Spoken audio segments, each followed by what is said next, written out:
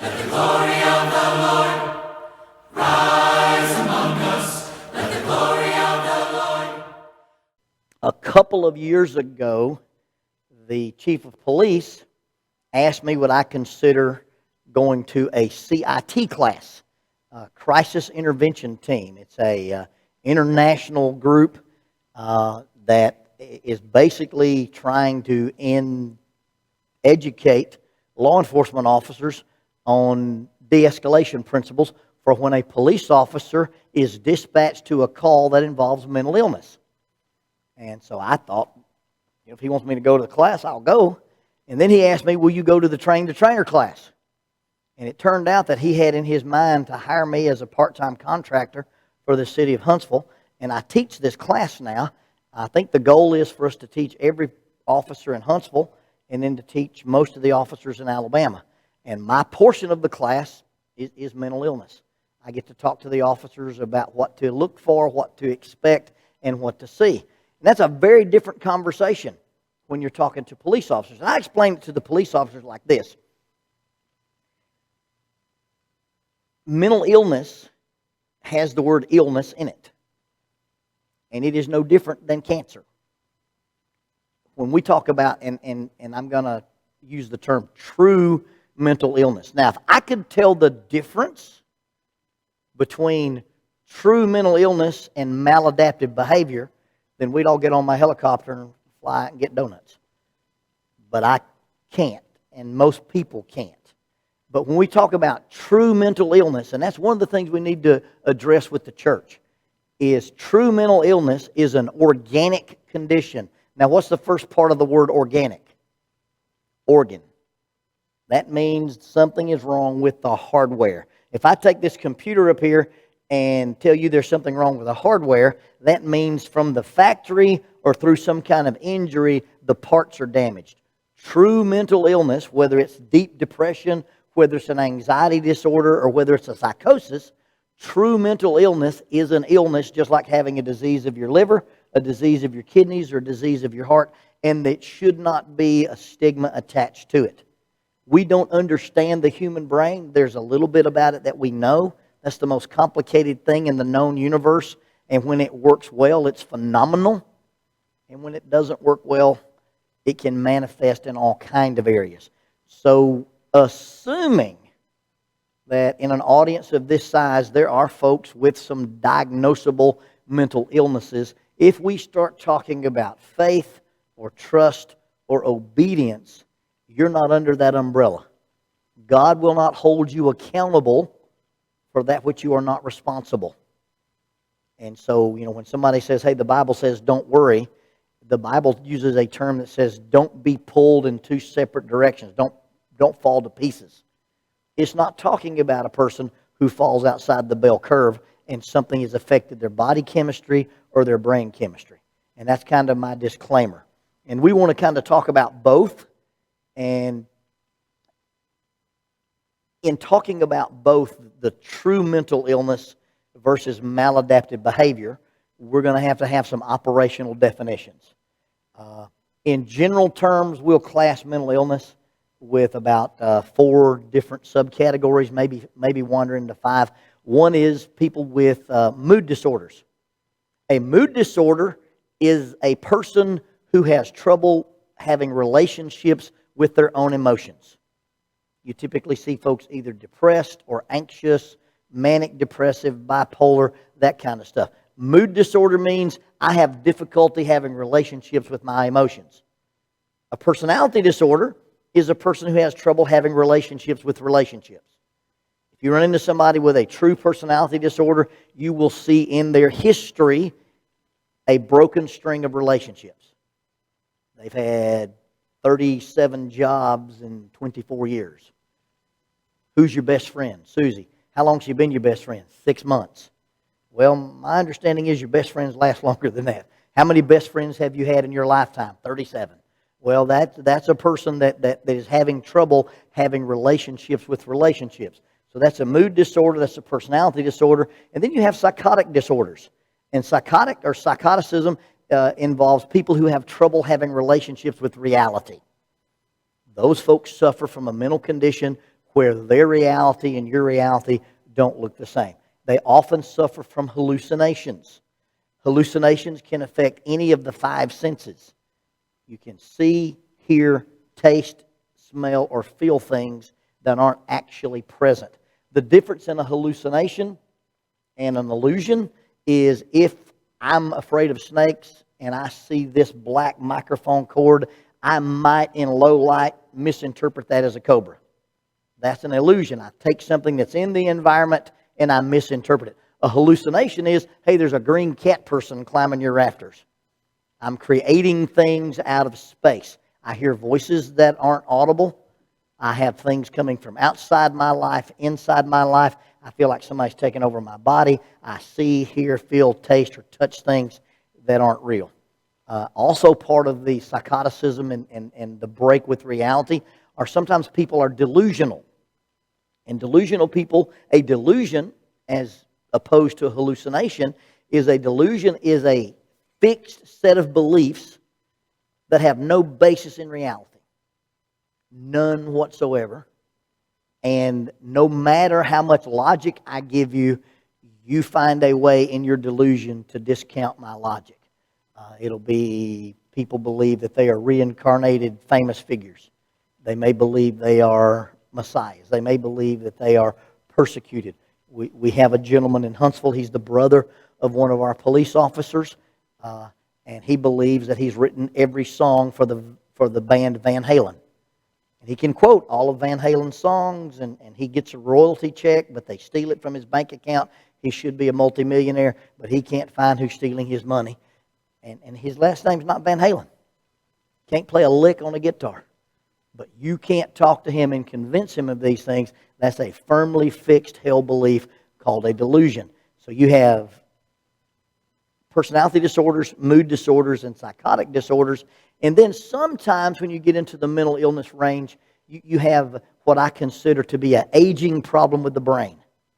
Either the brain failed to age, so a person is stuck in a developmental disorder, somebody who has an adult body but a child's mind, Down syndrome, people with autism, or you have a brain that has gotten so old it is beginning to deteriorate.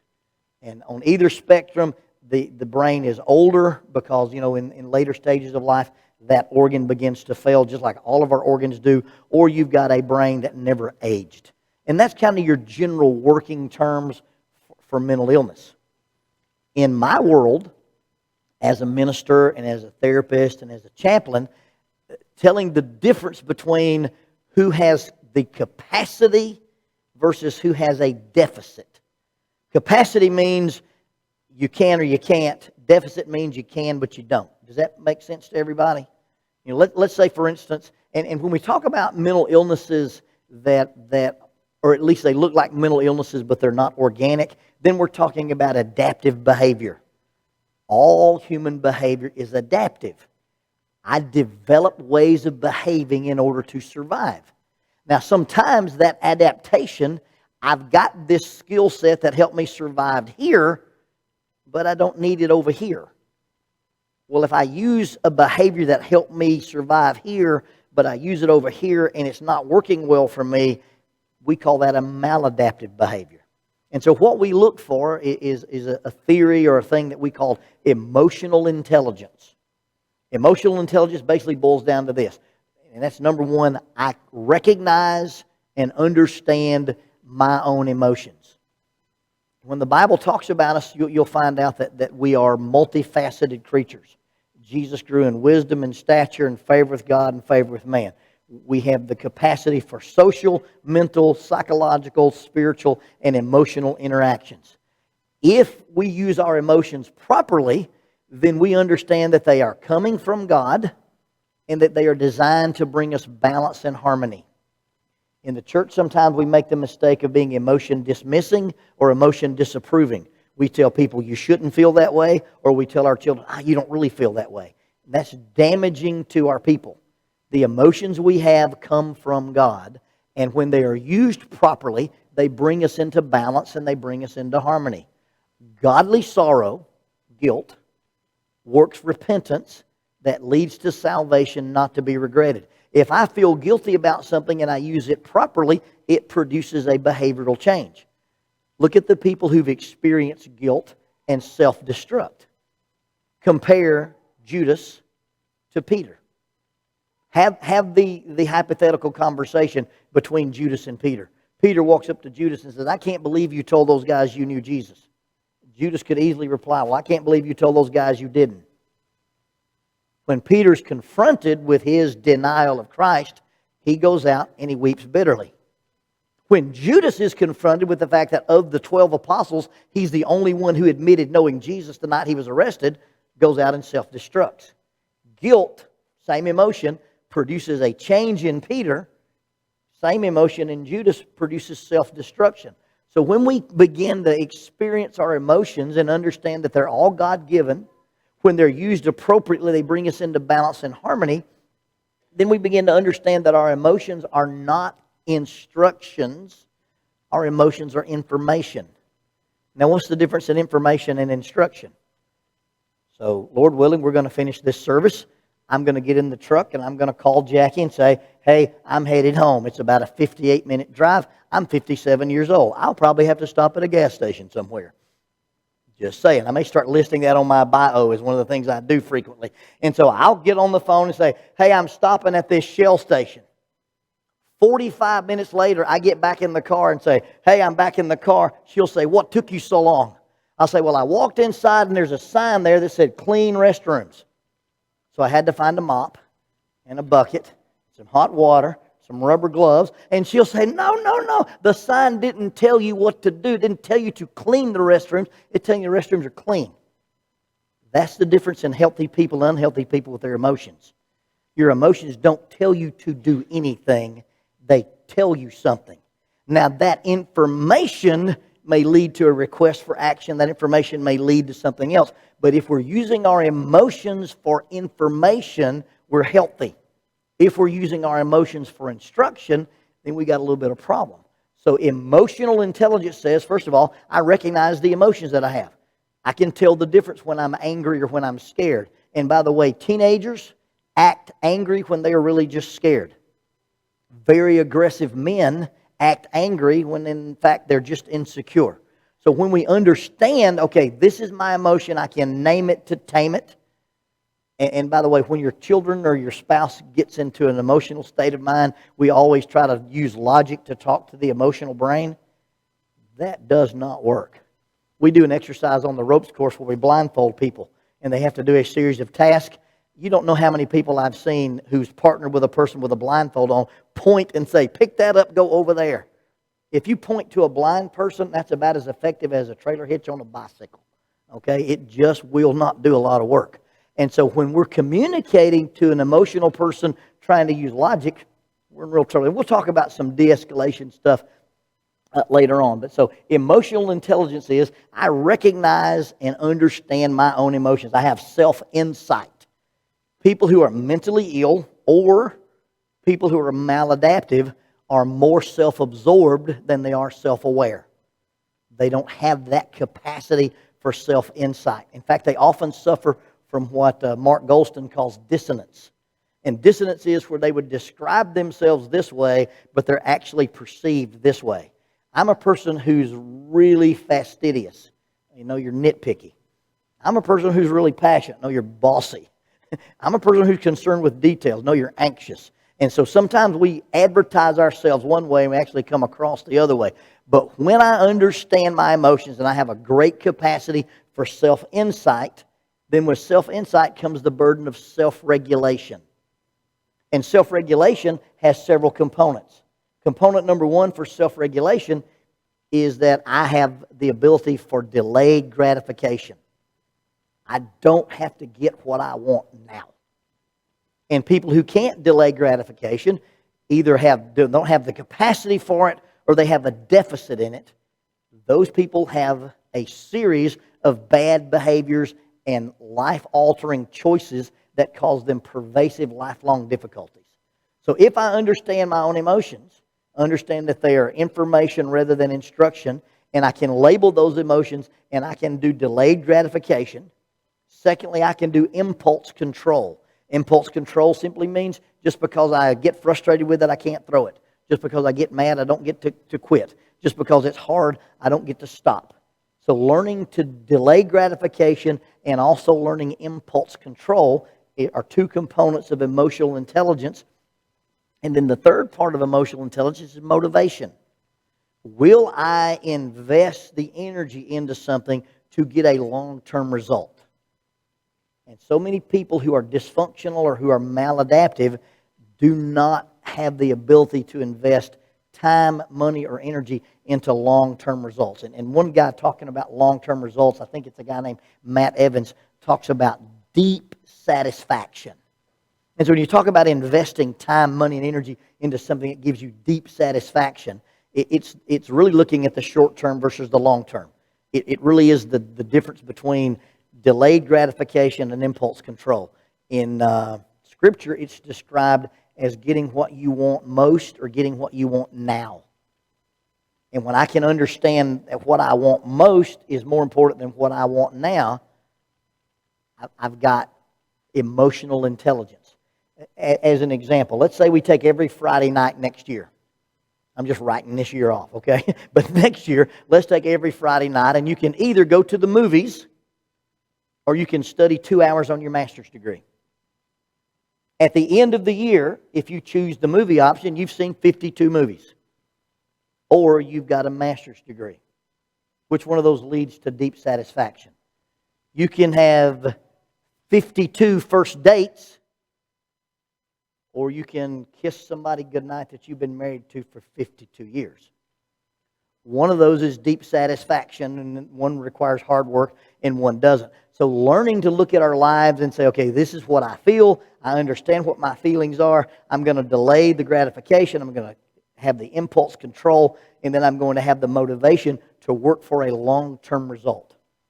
When you look at the long-term result, it reminds me of several scriptures. One is in Hebrews chapter 12, looking unto Jesus, the author and finisher of our faith, who, for the joy set before him, endured the cross, despised the shame, and is set down at the right hand of God. You want to know how to endure a cross? You know how to deal with hanging 6 hours with a nail pierced through your carpal tunnel and doing pull-ups to breathe? See, when you die on a cross, crucifixion didn't kill you from loss of fluids, and it wasn't blunt force trauma. You died from asphyxiation. When you hang on a cross with your arms out at this angle, it pinches your rib cage together. Your rib cage can't expand. Your diaphragm can't drop. When your diaphragm doesn't drop, your lungs can't inflate. So in order to breathe, you have to push with your feet and pull with your hands and then go back down. And Jesus did it for 6 hours with a back that had been lacerated by a Roman whip, and the cross he was hanging on did not look like the cross on your necklace or the cross on your ring or a polished cross on a church building. It was a rough, splinter-driven piece of wood that the Romans used for execution. And how was Jesus able to do that? Listen what the Hebrew writer says. Jesus, who for the joy set before him, he wasn't looking at what was happening now. He was looking at what God had promised him in the future. He's called the author and finisher of our faith. Literally, that means he's the architect. He drew the plan, and he's the builder of our faith. What did he do? Well, he basically demonstrated emotional intelligence, delayed gratification, impulse control, and motivation. Because he looked at what God said you can have later and did not let it affect his decision about right now. That's what we're talking about when we talk about, do you have the capacity for these things or do you have a deficit? Let's say that for whatever reason we can do an experiment with a traumatized squirrel. You got a little squirrel, he lives in his nest, and he's maybe eating too many acorns in the wintertime, and he's a chunky squirrel. He would be like me. I wouldn't make a very good squirrel because I'm not light. Okay, but let's say that for whatever reason, every time he ventures from the nest, he gets on a rotten limb and it breaks and it falls. I don't know if you've ever seen a squirrel fall out of a tree. The first thing they do is look around to see if anybody saw it, because they're embarrassed when they fall. But you've got this little squirrel, and through conditioning that every time he steps on a rotten limb, he hits the ground, he hits the ground, he hits the ground. That squirrel will decide, you know what? I'm not climbing any trees anymore. Does he have the ability to climb trees? This means yes, because he's a squirrel. They come from the factory able to climb trees. This one has decided for whatever reason, I'm not going to use the things that I've been given to climb trees. He has a deficit in his tree climbing ability versus a horse. A horse can't climb a tree. On his best day, highly motivated, it's not going to happen. He doesn't have the capacity to climb a tree. The difference between maladaptive is we have the deficit but we're not using it, and that's because of family of origin or trauma or whatever, versus a capacity, something's wrong with my brain chemistry, something's wrong with the organic structure, and I don't possess the ability to do that. In some cases it's very obvious, but in some cases it's not. So now, if we possess those things, if I understand my own emotions, and I use that understanding for self-regulation, delayed gratification, impulse control, motivation, if I can do that with me, I can do that with you. And if I can do that with you, I possess the ability known as empathy. And if I have the ability to deal with you with empathy, then I can deal with you from considering your perspective. I can treat you in a selfless way. And that means I can be a productive member of society. I can get along in a community. I can maintain relationships. I can work at a school. I can work at a job. I can attend a church. Because when you have the ability for empathy, you can treat other people as if you'd like to be treated. Does that sound familiar to anybody? So Jesus sums up emotional intelligence and mental health as this: as you would that men should do unto you, do you also unto them. There are some people on the planet who cannot do that because of their perspective in life, because of brain damage. There are some people who won't do that because of their perspective in life and because of trauma or other things. And then those people who can. Now, when we start talking about how do Christians interact with those kind of folks, or if I'm a person who struggles with this stuff, it's basically going to boil down to, first of all, if I'm struggling with this stuff, and it's a true mental illness, it's not a sin. It's not a sin to have depression. It doesn't involve weak character. It doesn't mean you're not a faithful person. It doesn't mean that you don't trust God if you have obsessive-compulsive disorder. It means that there's something wrong with an organ, no different than your heart or your liver or your lungs. There's something wrong with your brain, and God will not hold you accountable for that which you are not responsible. And I can't repeat that enough. Now, if there is a pattern of behavior and you go, hey, I do this, and every time I do this, I get results I don't like, and I have the ability to self-regulate, but I'm choosing not to because this works in my life, then it's a maladaptive behavior. It's a behavior that shouldn't take place. For instance, when Paul writes to Timothy, let's look at 1 Timothy chapter 1. Let's 2 Timothy chapter 1. I didn't have my glasses on. So Paul's writing to this young man, and what has happened is they've been in the city of Ephesus doing mission work, and Paul leaves him. Paul says, I'm going to leave you in Ephesus, and I'm going to go to Macedonia. By the time we get to 2 Timothy, Paul is going to be in a Roman prison writing to Timothy. And they parted company and likely had not seen each other again. So Paul's writing to young Timothy. And if you skip the introduction, because Paul's introduction is a typical Greek letter, he identifies himself as the writer and he identifies his audience. And then he gives a grace, peace, and mercy introduction. Notice what he says to Timothy. I thank God, whom I serve with a pure conscience, as my forefathers did, as without ceasing I remember you in my prayers night and day, and I greatly desire to see you, being mindful of your tears, that I may be filled with joy when I call to remembrance the genuine faith that is in you, which dwelt first in your grandmother Lois and your mother Eunice, and I'm persuaded is in you also. Paul says, hey, when I think about you, I thank God for you. I thank God for you, number one, because I'm living my life with a pure conscience, and I understand that you're living a life with a sincere faith, and that faith came from your heritage. It came from your grandmother, and it came from your mother. And when I think about you, I think about your tears. I think about the anxiety that filled you when I left and left you in Ephesus and went to Macedonia. The fact that we might not see each other again. And remember, travel in the first century wasn't like us. I got in my car this afternoon and drove 58 miles in 58 minutes.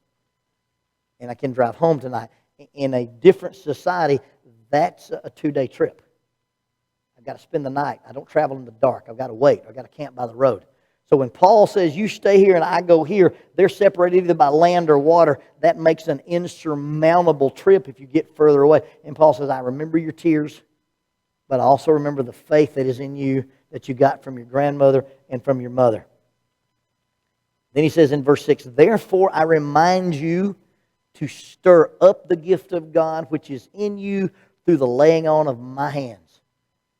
Paul said, when I left you, I didn't leave you unarmed. I didn't leave you without the capacity to do the job that I've left you to do. And please understand that when God commissions us to do, when God commissions us to go, when God commissions us to live, He gives us that capacity.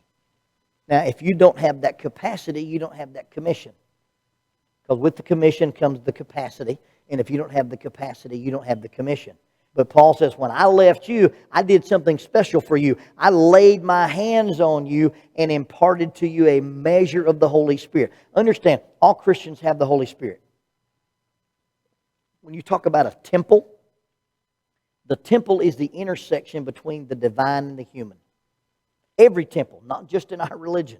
Every temple is an intersection of the divine and the human. When you went to the pagan temples, you wanted to have an encounter with your God. When Solomon built his temple, God said, this is going to be a place where I live, my eyes and my heart will be here forever. And it was a place where the children of Israel, the human, interacted with the divine. When we get to the New Testament, you and I are the temple. This is not church. What we do in this building is not church. What we do in this building is worship. What we do outside this building is church. We are the church. We are the temple of God. And the Spirit dwells in us in a living temple. Peter calls us living stones. And so Paul says, in addition to what you got from just being a Christian, I laid my hands on you and gave you a measure of the Spirit. And if we ever confuse worship for church, it'd be like confusing a marriage ceremony with being married. Two different animals, okay? You're sitting up here, you're in your best clothes on your best behavior. The real work starts after you eat the cake and you leave the building, okay? We come here to worship God. We go out there to live as the church, the temple that God dwells in. And as we take God in our community and in our schools and in our stores and in our neighborhoods, that's when we do the business of the church. God gives us a commission, and therefore God gives us a capacity. So Paul gives this capacity, this extra capacity to Timothy. He says, I've given you a gift. Don't let it lay dormant. I want you to stir up that gift. I want you to fan that flame. And I gave you this gift by laying on my hands. And then notice what he tells him. Because or for, God did not give us a spirit of fear, but the Spirit He gave us was of power, love, and a sound mind. Some people have the word there, self-control. When Paul talks to Timothy about his fear or his anxiety, he says, I want you to remember that what God gave you was not a spirit where you are afraid. God did not give you a spirit of timidity. God did not give you a spirit of saying, I'm not capable, I'm not competent. But what did God give you? Number one, God gave us power. And then God gave us the ability of love. And love is an attitude that motivates our actions toward other people. And I gave you a spirit of power, I gave you a spirit of love, and I gave you a spirit of a sound mind or of self-control.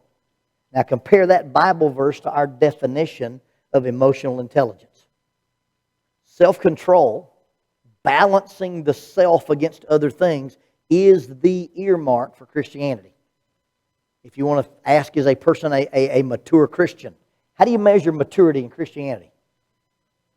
There's no ACT test for spirituality. And by the way, the young people in the room and moms and dads, just plug your ears. Your predictor for success is not your ACT, it's not your SAT, and it's not your GPA. It's your emotional intelligence. People with 160 IQ typically work for people with 100 IQ, okay, because they have the soft skills to deal with people. But what do we do in the local school system? We measure people according to this criterion. Can you do math? Can you spell these words? Do you know this vocabulary? Well, that's just one measure of intelligence. There's emotional intelligence. There's kinesthetic intelligence. There's all kinds of levels of intelligence. I'm sensitive to that because our daughter has a learning disability. She has a learning disability in written languages and mathematics. She couldn't balance a checkbook if it depended on her to save the world. It just wouldn't happen.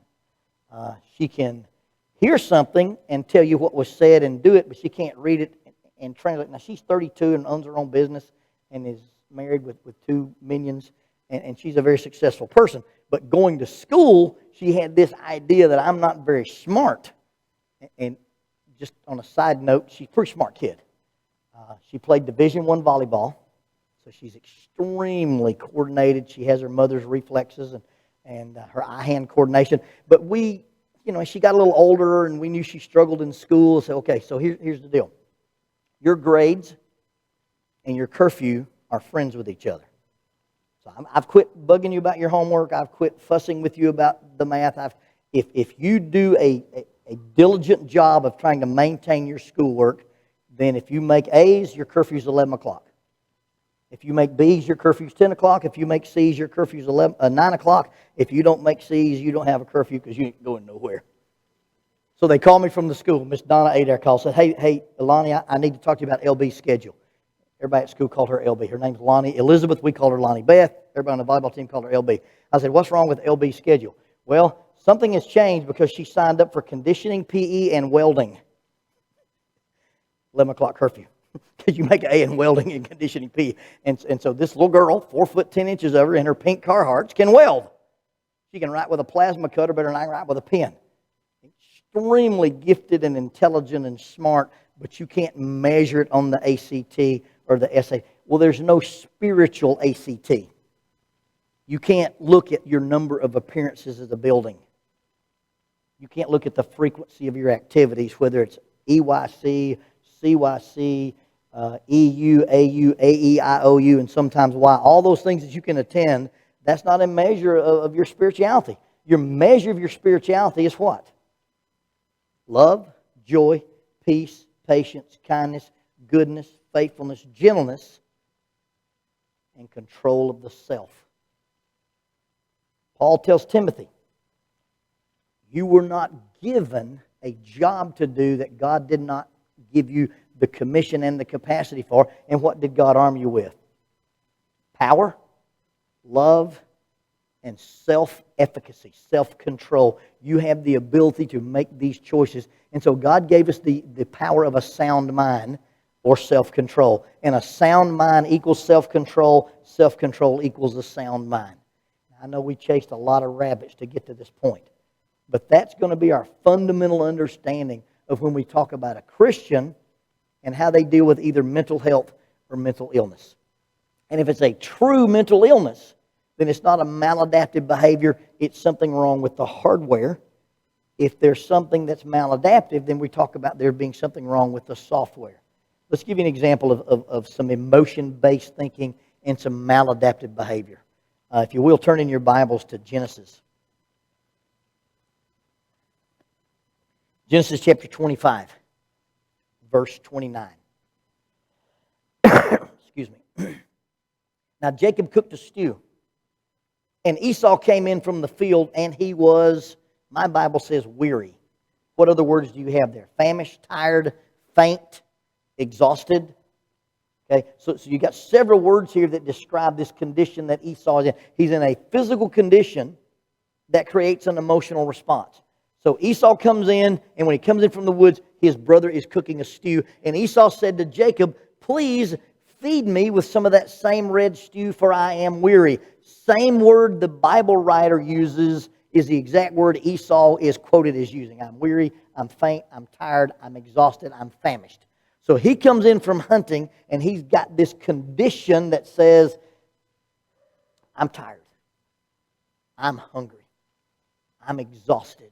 can I have some of your red soup? Now, he walks in from the woods, and his little brother's cooking on an open campfire probably, and he smells the stew. When you're hungry and you smell something cooking, isn't it the best smell in the world? I go running, and the neighbor's grilling hamburgers. I want to sneak over the fence and raid the grill. You know, you're a mile from home, and this dude's out here barbecuing. You're like, you're killing me, dude, you know. And so Esau comes in. He's been hunting all day. There's nothing to eat in the woods. And he comes in. He smells this soup, and he says, hey, let me have some of that soup because I'm tired, weary, faint, famished, or exhausted. And his brother says, sell me your birthright as of this day. Now you think about the trade-off of that. Red stew and your birthright. Maybe Esau rationalizes and thinks, you can't sell your birthright. That's not even a thing. Maybe Jacob's not serious. Maybe Jacob is doing what we call a walkaway price. Are you familiar with a walkaway price? A walkaway price is when you know somebody can do something and you want to hire them to do it, but your job is too small for them to fool with, so they're going to elevate what they're going to charge you so that you'll walk away. We had a door we needed replaced. And I do okay in carpentry work. I do a little bit of woodworking. I worked in a cabinet shop when I was a kid. I built Gunner a fort out behind the house. It's 35 feet tall with a 160-foot zip line and 3 stories and a giant tube slide. So yeah, I work my way around with a hammer. But we had this big door we needed replaced, and we couldn't find anybody that did that kind of work. One day, Jackie's out in the car rider line getting the 7th graders, and she sees this big truck, and it says this guy's name, and he's a contractor. So she gets the email off this truck, and I sent him an email, hey, this is Lonnie Jones. I've got a door. The opening is 72 inches wide. I need a solid door with 2 side lights.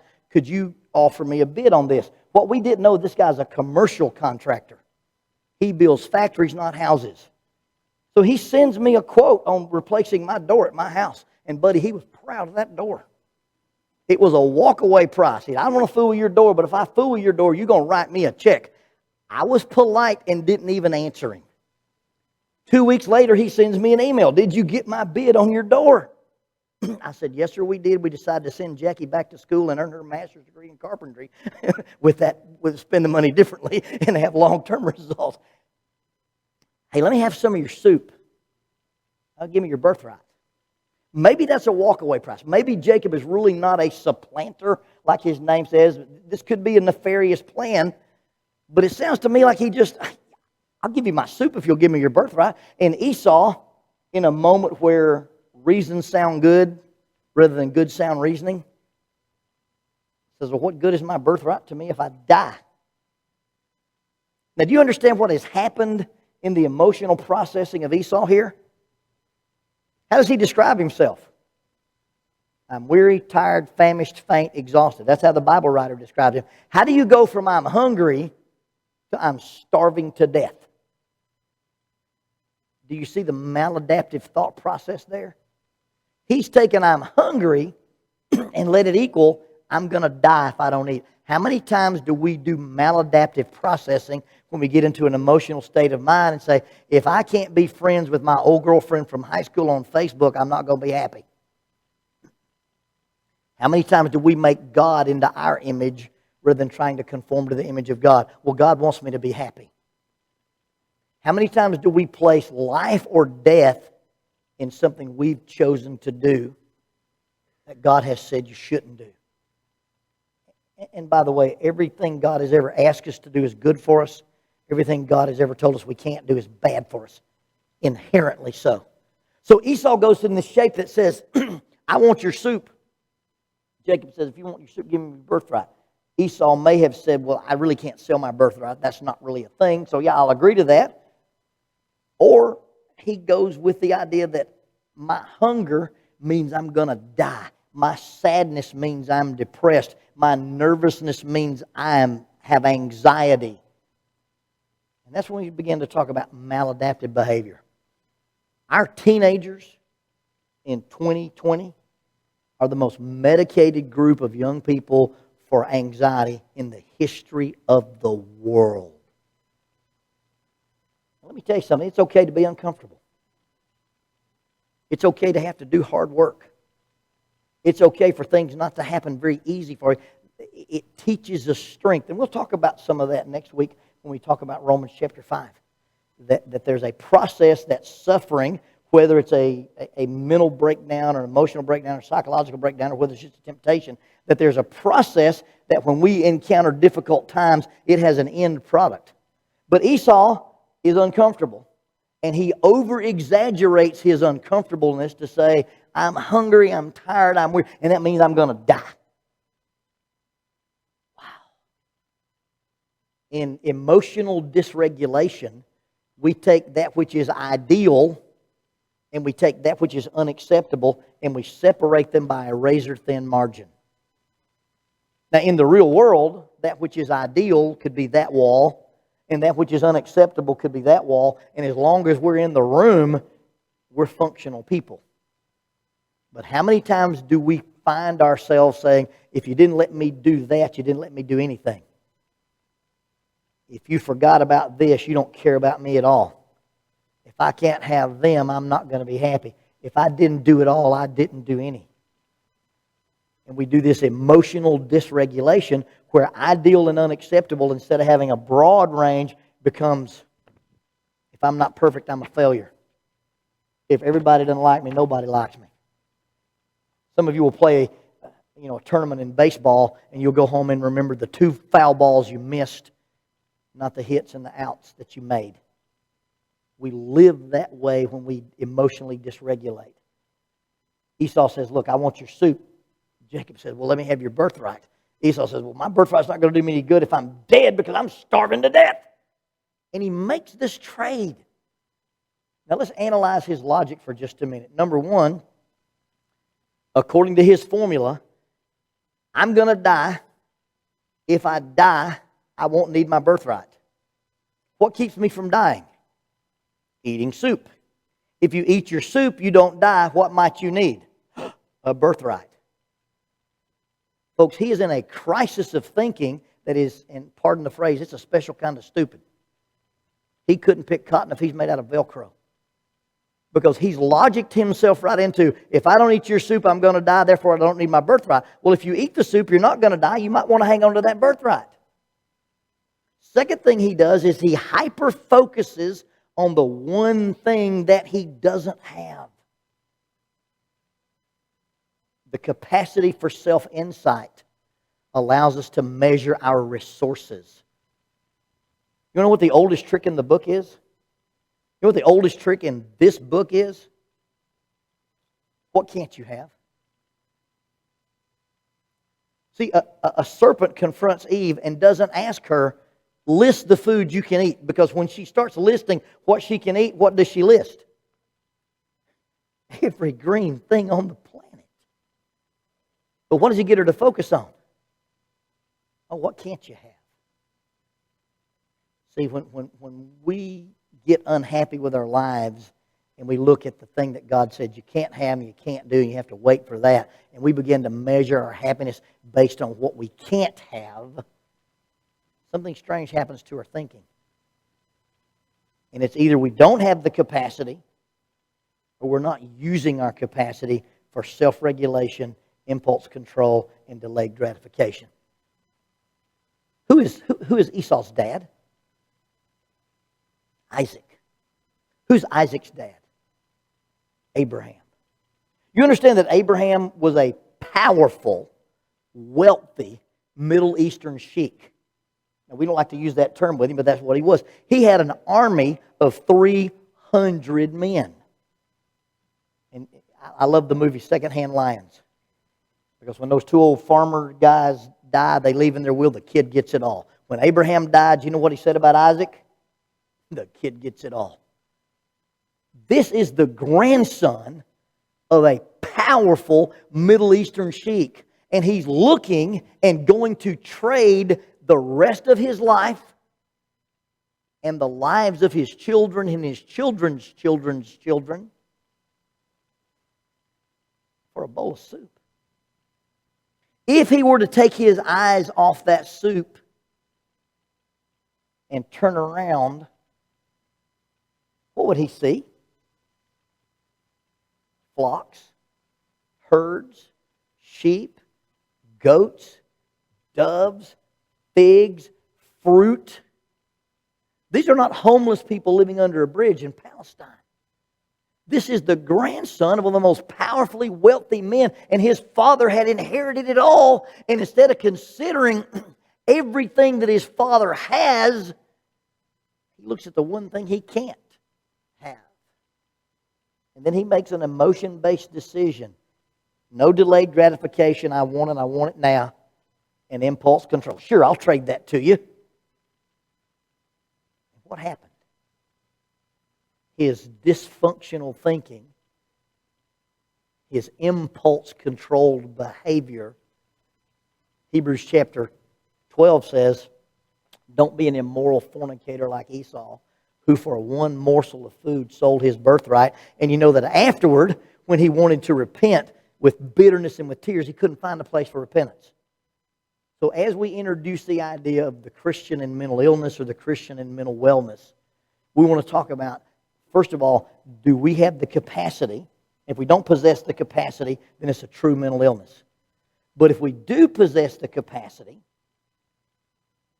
then why do we compromise everything that our Father has promised we can have for the things that make us unhappy, for the things that make us uncomfortable, or for a feeling that says, I'm a little hungry, I think I'm starving to death? Because we talk ourselves into behaviors that have a pervasive pattern of destruction. Now, if you want to measure capacity versus deficit, and I even explain this to some of my clients who are demonstrably mentally ill, but I don't know whether they have the capacity or whether it's a deficit. But how many times have you followed your impulse and it worked out for you? A super simple question to ask teenagers. How many times have you rebelled against your parents and gotten more freedom? None. If you ever get a teenager to understand, they'll have an epiphany. You broke curfew for 10 minutes and got grounded for 6 weeks. You traded 10 minutes for 6 weeks. Can you make change for a 20? Because you're not good at math at all. And when they realize, I've never spoken my peace of mind to my boss and got a promotion. I've never told my spouse exactly what I thought at that moment and made us closer. I've never blessed out a referee and got him to reverse a call. I've never argued with a state trooper and didn't get a ticket. I tell my folks who come in and say, I've already been diagnosed and this is my mental illness and I can't help the way I behave. I say, okay, you didn't cause it. You can't cure it. How do we cope with it? Now, coping involves understanding that there is a wiring in your brain that says, this is my choice. How many times has that choice worked for you?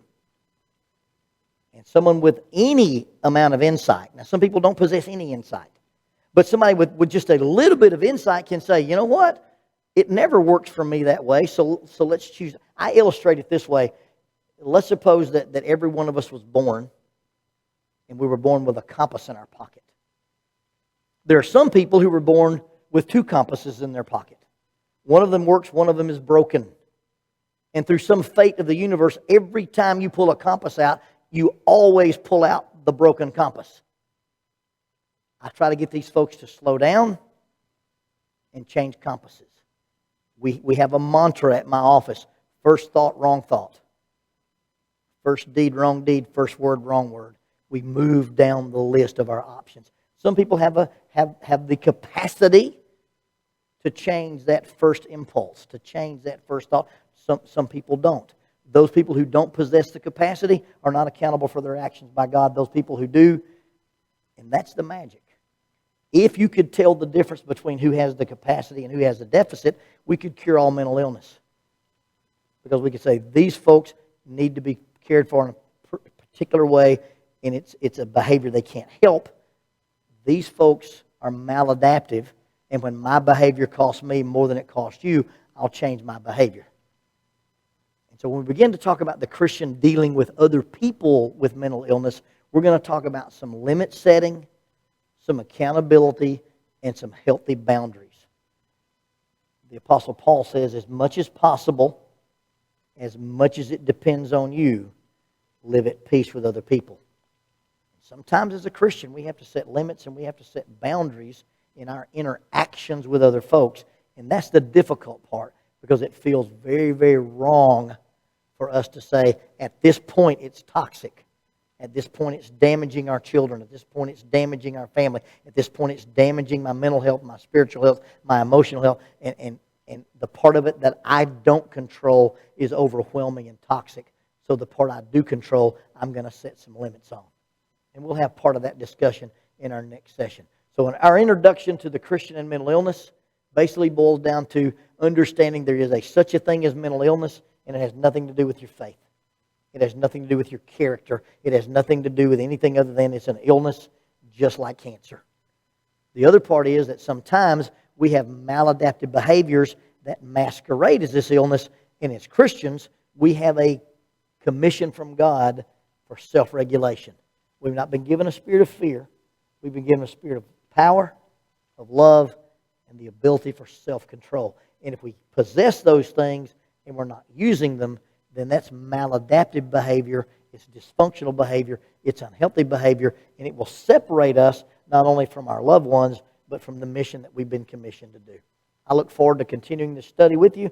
Next week we'll study a little bit from Romans chapter 5, and then on the third night we'll talk about some strategies, some things we can do, some limit setting, and some boundaries, and then the lessons will be yours. Thank you for inviting me to talk about kind of a non-traditional thing and a very challenging subject. Let's have a prayer and we'll be dismissed.